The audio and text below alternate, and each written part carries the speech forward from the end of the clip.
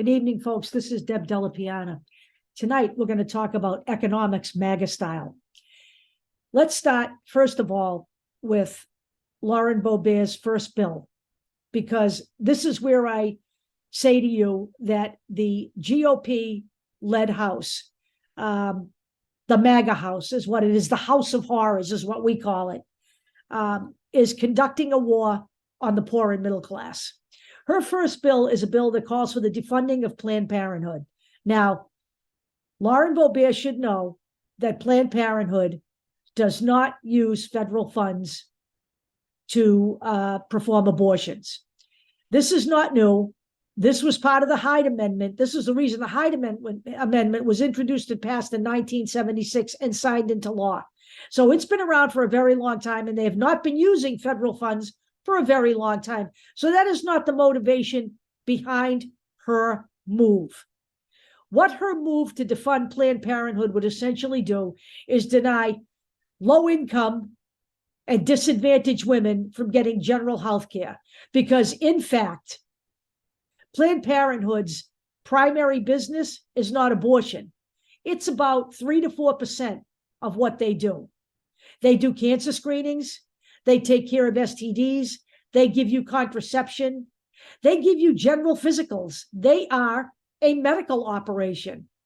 And what she is doing would harm millions of poor people. Men, by the way, also go to Planned Parenthood for their health care. But that's only part of the story, because the GOP has come up with a doozy here. It's called the Fair Tax Act. And what this is would be a replacement for the income tax, the payroll tax, and the estate tax. Now, that sounds great to a lot of people. I am absolutely sure. But it would involve paying a 23% consumption rate, which is short for a 23% sales tax. Now, the other thing that this Fair Tax Act would do would be abolishing the IRS. And I'm sure that sounds wonderful to some people, because to some people, the IRS is symbolic or synonymous with taking your hard-earned dollars away. But let me tell you a little bit about what this does.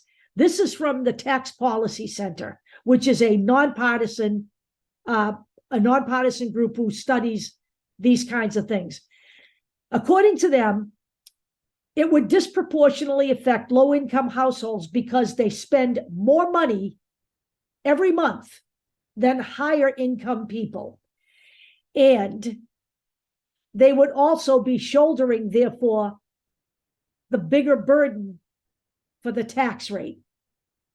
As usual, the rich get richer and the poor get screwed. Now, this would also fall disproportionately on people with children.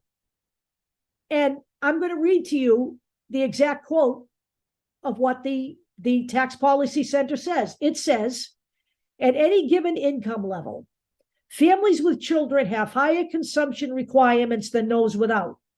So switching to a consumption tax would present an inherent disadvantage for families with kids. This Fair Tax Act is not a Fair Tax Act. And abolishing the IRS, by the way, which has already been stripped down to the point where they cannot even audit wealthy tax cheats anymore. They simply don't have enough bodies. The Republicans are telling you that Joe Biden's funding of 87,000 new agents is, they're going to be armed and they're going to be coming after the middle class. That's a flat out lie. There's no arms involved here. They're not going to be carrying weapons. That's a lie. They lie all the goddamn time. But abolishing the IRS entirely means that tax cheats will never be caught. Never. And all the tax cheats that are behind the 8 ball now are salivating at the thought of the IRS being disbanded, because that means he'll never get caught. None of this, by the way, works in the people's favor. But that's not the only thing that the GOP has floated. We're going to talk about a document that they released in October, just before the election. where they're talking about, you forget everything I said up until now. Say none of that even happens. But let's talk about some of their other ideas here. They wanted a $3 trillion tax cut for the wealthy. The old trickle-down theory thing that Ronald Reagan brought to the forefront, which has never actually trickled down to anybody. Certainly not at my level. I haven't seen it. Donald Trump's tax cut was $2 trillion. They want to bring it up to $3 trillion. Skewed to the wealthy, which would add to the deficit and make inflation worse. Number two, they want to overturn the repeal of the drug pricing law that the Democrats passed. I just can't even. So in other words, we lowered the price of insulin. They want to repeal that. They want to take that away. And who does that affect? Does that affect them? It doesn't affect them. Why? Because we pay their salaries.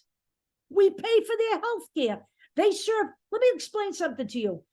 They serve one term as a public official, and they have health care for life. Think about that. Think about that. Do we? When they're not trying to cut Obamacare, this is the kind of shit they're pulling.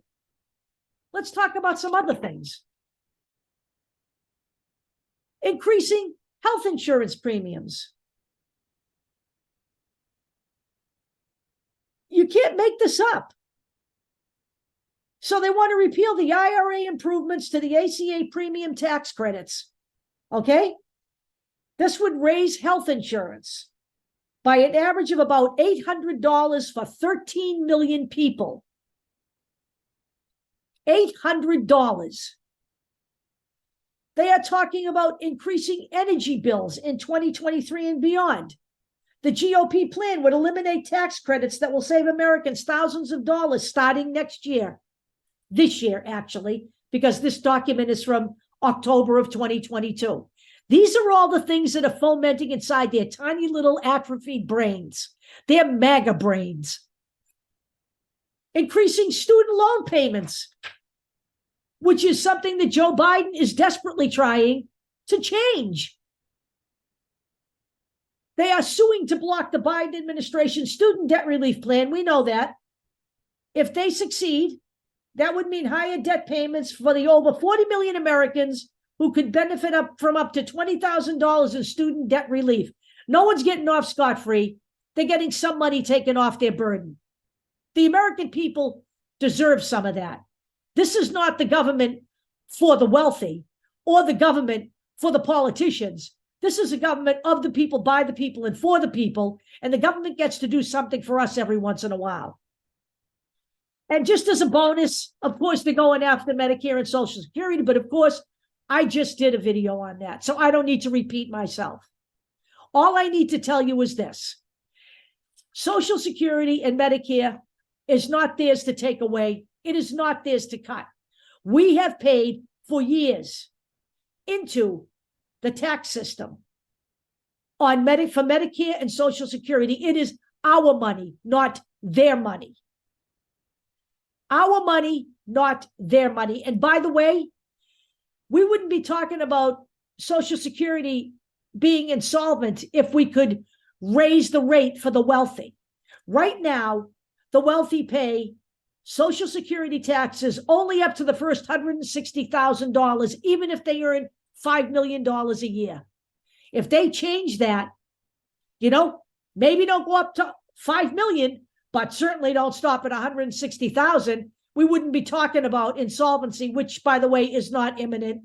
That's a lie, too. I'm done with tonight's economic lesson, and I will talk to you all later. Have a great night.